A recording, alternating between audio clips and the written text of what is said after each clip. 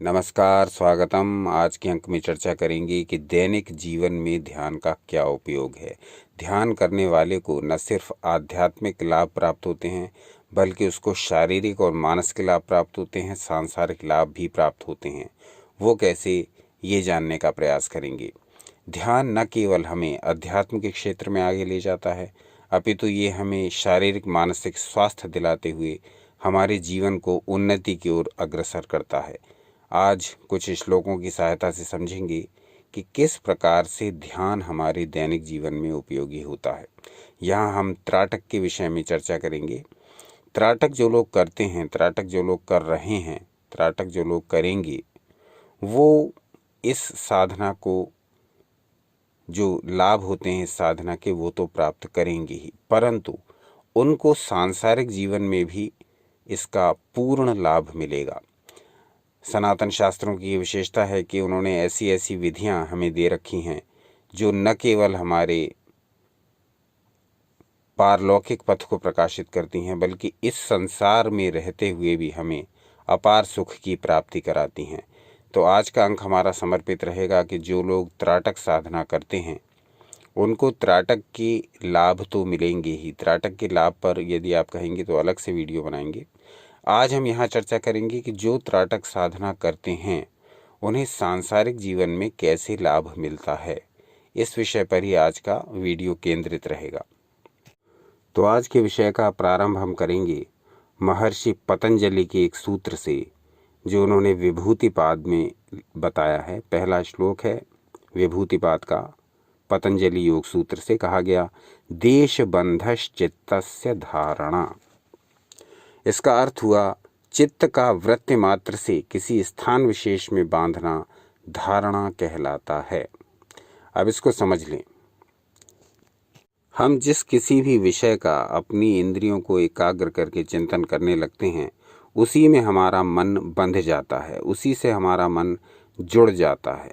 यानी मन पूरी तरह से एकाग्र होकर के उस वृत्ति में लग जाता है जहां हम उसको लगा रहे हैं। तो यहाँ जब जो त्राटक की साधना करते हैं वो अपना मन किसी बिंदु पर एकाग्र कर लेते हैं, जो बिंदु त्राटक कर रहे हैं। जो ज्योति त्राटक कर रहे हैं वो किसी मोमबत्ती की लौ अथवा दीपक की लौ पर लगा लेते हैं।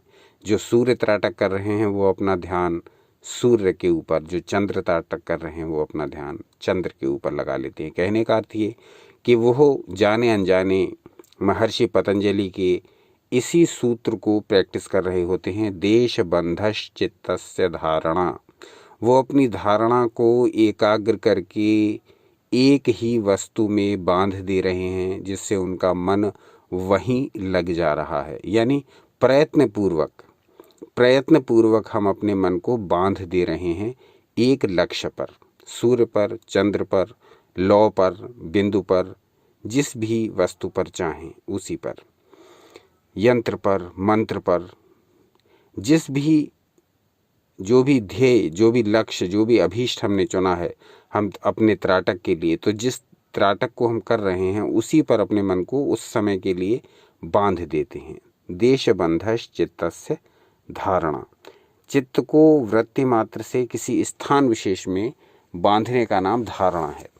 तो ये जो धारणा है, यहाँ तो हम प्रयत्न पूर्वक कर रहे हैं। त्राटक करने वाले इस धारणा को प्रयत्न पूर्वक करते हैं। वो एक स्थान पर बैठ जाते हैं स्थिर होकर के, कोई भी आसन लगा करके, और फिर त्राटक करने लगते हैं अपनी अभीष्ट पर, अपने लक्ष्य पर। अब यही त्राटक जो है हम जाने अनजाने भी करते हैं, बस इसको अवेयरनेस के साथ करना है। जो भी कार्य हम संसार में करते हैं वो भी हम इसी सूत्र के पर आधारित करते हैं, पर हम उसके प्रति अवेयर नहीं हैं। यदि हम उसके प्रति अवेयर हो जाएं तो हम जो भी काम करेंगे वो धारणा ही हो जाएगी, वो त्राटक ही हो जाएगा। त्राटक साधना जो करते हैं वो निरंतर करते रहें, क्योंकि यही त्राटक साधना उन्हें उनके सांसारिक लक्ष्यों की भी प्राप्ति कराएगी। क्योंकि इससे हमारा कंसंट्रेशन इतना स्ट्रांग हो जाता है कि फिर हम मन को जिस किसी भी वस्तु या भाव पर लगाना चाहें या लक्ष्य पर लगाना चाहें, उस पर बहुत सुगमता से, बड़ी सरलता से, बड़ी सहजता से लगा सकते हैं। क्योंकि तब हम त्राटक द्वारा प्रैक्टिस करके अपने मन को बांधना सीख जाते हैं। हम अपने मन को एक लक्ष्य पर ठहराना सीख जाते हैं। हम अपने मन को एक लक्ष्य पर केंद्रित करना सीख जाते हैं। सामान्य स्थितियों में ये संभव नहीं हो पाता। मन को स्थिर करने की जो शक्तिशाली विधियां हमारे शास्त्रों में बताई गई हैं, उनमें से दो बहुत मुख्य हैं, और जो योगी इनका प्रयोग करते हैं और जो साधारण जन भी या जो साधक जन भी इनका प्रयोग करते हैं वो जानते होंगे कि ये दो ही विधियां बहुत शक्तिशाली हैं, और इनके अतिरिक्त किसी तीसरी विधि से मन वश में नहीं आता है। वो विधियां हैं प्राणायाम और ध्यान। प्राणायाम यानी सांसों का कंट्रोल यदि आप सीख गए तो आप अपने मन को वश में कर पाएंगे। मन को जहाँ चाहें वहाँ लगा सकते हैं। सांसारिक लक्ष्यों की प्राप्ति के लिए हो या आध्यात्मिक उद्देश्यों की प्राप्ति के लिए हो, अपने मन को जहाँ चाहें वहाँ लगा सकते हैं, क्योंकि शास्त्रों में कहा गया, चले वाते चलम चित्तम निश्चले निश्चलम भवेत, योगी स्थाणुत्वमाप्नोति ततो वायुम निरोधयेत। वायु के चंचल होने से ही मन चंचल हो जाता है और वायु के स्थिर होने से ही मन स्थिर हो जाता है। तो इसलिए योगी प्रयत्न पूर्वक वायु को स्थिर करना सीखते हैं। तो जो भी व्यक्ति अपनी सांसों पर कंट्रोल सीख जाए, चाहे वो स्वरयोग के द्वारा सीखे, चाहे वो अनुलोम विलोम के द्वारा सीखे, चाहे वो नाड़ी शोधन के द्वारा सीखे, चाहे वो सूर्य अनुलोम विलोम प्राणायाम करके सीखे, चाहे वो चंद्र अनुलोम विलोम प्राणायाम करके सीखे, किसी भी प्रकार से आप अपनी सांसों की गति पर ध्यान लगाना सीख जाएं। जैसे कि हम एक बहुत सिंपल उपाय बताते हैं आपको कि केवल आप इस बात पर कंसंट्रेट करिए कि आपकी सांस किस प्रकार से अंदर आ रही है और किस प्रकार से बाहर जा रही है। थोड़ी देर इस पर ध्यान लगाते हुए आप ये अनुभव करेंगे कि आपका मन शांत हो गया है। तो दो ही विधियां हैं मन को अपने वश में करके उसे अपनी इच्छानुसार चलाने की, प्राणायाम और ध्यान। तो प्राणायाम की चर्चा तो हम करते रहते हैं। आज हम त्राटक का विषय लेकर के चल रहे हैं और त्राटक द्वारा किस प्रकार से सांसारिक जीवन में सफलता पाई जा सकती है, इस विषय को लेकर चल रहे हैं। अपने बेस के रूप में हमने लिया है महर्षि पतंजलि का विभूतिपाद से ये सूत्र, जिसमें कहा गया है कि देशबंध चित्तस्य धारणा। जिस किसी स्थान विशेष में हम अपनी चित्त को टिका देते हैं तब ये धारणा कहलाती है। अब ये धारणा इतनी बलवती है कि ये हमारे सारे कार्यों को प्रभावित करती है। जहाँ भी हम अपनी धारणा लगा देंगे, जहाँ भी हम अपने मन को बांध देंगे, जहाँ भी हम अपने चित्त को एकाग्र कर देंगे, हमसे वही कार्य होने प्रारंभ हो जाएंगे। और ये जाने अनजाने सभी लोग करते हैं। बस इसको अवेयर होकर आप करेंगे तो सांसारिक जीवन में आप जो आपके लक्ष्य हैं उन्हें प्राप्त कर लेंगे। एग्जाम्पल इसका देते हैं, जैसे एक नशा करने वाला व्यक्ति है। अब वो योग से परिचित नहीं, अध्यात्म का उसको ज्ञान नहीं, लेकिन वो भी जाने अनजाने इस सूत्र का उपयोग कर रहा है। अपनी धारणा कहाँ लगा दे रहा है? नशे में। मैं अमुक चीज़ लूँगा तो मुझे बड़ा आनंद आएगा, इसकी धारणा ये बन गई है। तो वो क्या करता है, अमुक चीज़ लेता है और उसका सेवन करता है, फिर उसको लगता है कि मुझे बड़ा अच्छा प्रतीत हो रहा है, और उसको ये नहीं पता कि उसके लिए कितना हानिकारक सिद्ध होने वाला है। उसी प्रकार से यदि कोई व्यक्ति, यदि कोई छात्रा यदि अपनी क्लास में अच्छे मार्क्स चाहता है, तो उसकी धारणा बन गई है कि यदि मैं अच्छे मार्क्स चाहता हूँ तो मुझे स्टडी करनी पड़ेगी इतनी देर तक, और ये अपने विषय को पूरी तरह समझना पड़ेगा। तो वो अपने चित्त को बांध देता है, अपनी धारणा को लगा देता है अपनी स्टडी पर। परिणाम ये होता है कि उसके अच्छे अंक आते हैं।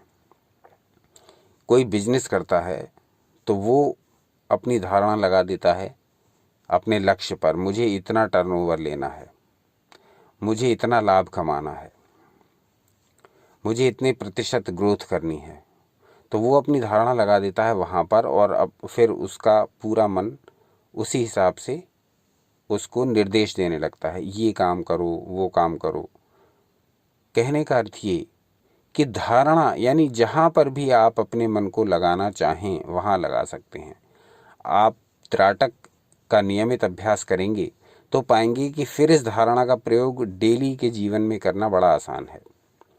आम जीवन में हम जाने अनजाने इस धारणा का प्रयोग करते हैं, परंतु जब हम इस प्रयोग को अवेयर होकर के करेंगे अपने दैनंदिन जीवन में, यानी डे टू डे लाइफ में, यदि इस प्रयोग को हम अवेयर होकर करेंगे तब आपको निश्चित ही सफलता मिलेगी। आपको सफल होने से कोई रोक नहीं सकता, आपको उन्नति प्राप्त करने से कोई रोक नहीं सकता। उदाहरण लीजिए त्राटक का ध्यान। जब आप त्राटक का अभ्यास करते हैं तब कुछ सप्ताहों पश्चात, ये आपकी प्रैक्टिस के ऊपर निर्भर है, या कुछ माह पश्चात या कुछ वर्षों पश्चात आपको अलग अलग प्रकार की मानसिक शक्तियाँ प्राप्त होने लगती हैं, अलग अलग प्रकार की सिद्धियाँ प्राप्त होने लगती हैं। विस्तार से इसके विषय में बताएंगे यदि आप त्राटक पर विस्तृत वीडियो बनाने के लिए कहेंगे। तो उसी प्रकार से यदि जो व्यक्ति त्राटक का अभ्यास करता है वो सांसारिक जीवन में अवश्य सफल होगा, क्योंकि वो धारणा की शक्ति का प्रयोग करना सीख गया है। धारणा, किसी भी लक्ष्य में अपने को केंद्रित कर लेना बड़ा आसान लगता है त्राटक करने वाले व्यक्ति के लिए, क्योंकि वो अपनी धारणा को अभ्यास के सहारे किसी भी लौ पर केंद्रित कर सकता है, किसी भी बिंदु पर केंद्रित कर सकता है। उसी प्रकार से जो व्यक्ति त्राटक प्रतिदिन करता है वो अपने दैनिक जीवन के कार्य भी बड़ी एकाग्रता से कर सकता है। वो स्टडी करेगा तो उसका मन बहुत शीघ्रता से उसके विषय में केंद्रित हो जाएगा। वो जॉब करता होगा तो जो भी कार्य कर रहा है उसमें बड़ी एकाग्रता से उसका मन बड़ी सरलता से एकाग्र हो जाएगा। तो ये जो महर्षि पतंजलि का एक बड़ा महत्वपूर्ण श्लोक है विभूतिपाद से, ये हमारे डे टू डे लाइफ में अप्लाई करने वाला है। ये केवल आध्यात्मिक सूत्र नहीं है, ये केवल ध्यान करने वालों के लिए उपयोगी सूत्र नहीं है, ये हमारे प्रैक्टिकल करने का सूत्र है। देश बंधश्चित्तस्य धारणा, चित्त का वृत्ति मात्र से किसी स्थान विशेष में बांधना धारणा है। तो ये आपके ऊपर है कि आप अपने चित्त को कहाँ बांध रहे हैं, आप अपने चित्त को कहाँ लगाना चाह रहे हैं, वहीं लग जाएगा। प्रयत्न करना पड़ेगा, इसे बार बार मोड़ करके वहाँ लगाना होगा जहाँ इसे लगाना चाह रहे हैं। जो लक्ष्य आप प्राप्त करना चाहते हैं उसको लिख करके रखिए, उस पर डेली दृष्टिपात करिए। किसी डायरी में अपने एम्स को लिख करके रखिए, मुझे ये प्राप्त करना है, और फिर उसकी धारणा निरंतर करिए। और उस धारणा के करने के साथ साथ उस संबंध में व्यवहारिक रूप से भी कुछ करिए, प्रैक्टिकल करते रहिए। क्योंकि कुछ करेंगे नहीं और केवल धारणा करते रहेंगे तब ये फलीभूत ना होगी। दोनों का संगम है, क्रिया का भी और ज्ञान का भी। तो धारणा भी करिए, जो आपको प्राप्त करना है सांसारिक जीवन में उसकी धारणा भी करिए। जैसे कि इसी को लेकर के, ऐसे सूत्रों को लेकर के ही वेस्ट ने अफर्मेशन की प्रक्रिया चलाई है, ये अफर्मेशन वो अफर्मेशन, लेकिन सारा कुछ सनातन शास्त्रों में पहले से ही दे रखा है। आप धारणा करिए, धारणा के अनुसार आप कार्य भी करिए, तो निश्चित रूप से आप सांसारिक जीवन में जो लक्ष्य लेकर के चले हैं, जो उद्देश्य लेकर के चले हैं, जो आपका अभीष्ट है, जो आपका इच्छित है, जिसको पाने की आपको चाह है, वो सारी चीज़ें धीरे धीरे आपको प्राप्त होने लगेंगी। आप अपने मन को उधर बांधना सीख जाएं, आप अपने मन को उधर एकाग्र करना सीख जाएं, आप अपने मन का उचित प्रयोग सीख जाएं। धारणा सीख लेंगे तो ध्यान, जैसा कि बताया गया, धारणा जब परिपक्व हो जाती है तो वही ध्यान में बदल जाती है, और जब ध्यान परिपक्व हो जाता है तो वही समाधि का रूप ले लेता है। तो ये अवस्थाएं जो हैं, धारणा, ध्यान और समाधि की जो भाव हैं, जो अवस्थाएं हैं, ये पहाड़ों पर बैठ करके एकांत में रह करके और बिल्कुल अलग थलग जीवन बिता करके प्राप्त करने वाली क्रियाएं नहीं, इसी संसार में रह करके इसी संसार के कार्यों को करते हुए प्राप्त करने वाली अवस्थाएं हैं। धारणा यहीं पर यूज़ करी जा सकती है, ध्यान यहीं पर प्रयोग किया जाएगा, समाधि जब आप इस संसार में रहते हुए भी इस संसार के दोष और गुणों को समझते हुए अपने अपने कार्यों को निरंतर करते रहेंगे तो वो जीते जी समाधि की अवस्था है। उसके लिए आपको आसन लगा करके अकेले बैठने की आवश्यकता नहीं है। सारा योग प्रैक्टिकल है, सारा तंत्र प्रैक्टिकल है, समझने की आवश्यकता है। आज का अंक कैसा लगा ये बताइए, आगे क्या जानना चाहेंगे ये बताइए। देखते रहिए आपका अपना चैनल यू एंड योगा। अपना अनमोल समय हमें देने के लिए बहुत बहुत धन्यवाद। सनातन शास्त्रों से जुड़े रहें, सदा आनंद।